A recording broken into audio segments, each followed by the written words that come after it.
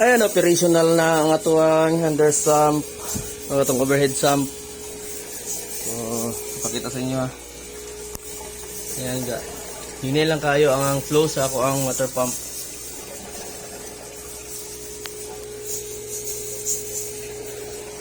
Ayan.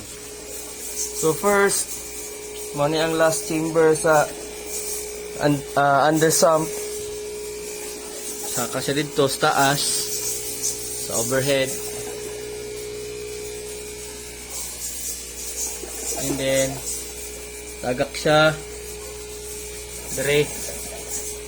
And then, tagak na po siya dito. Dire. Naog. Naog dito. Dire sa first chamber na po. Ay, mga baki. Dire ba? Yan. Tagak diha. Naog dire. Taka na po dire. Yan, tagak. Ayan, operational na siya. Ano na siya? Agas.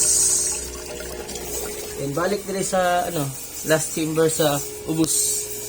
Nagya pa yung mga filter medias dara. Dagang kayo. Ay, at least wala na ako ang stress sa sakinan.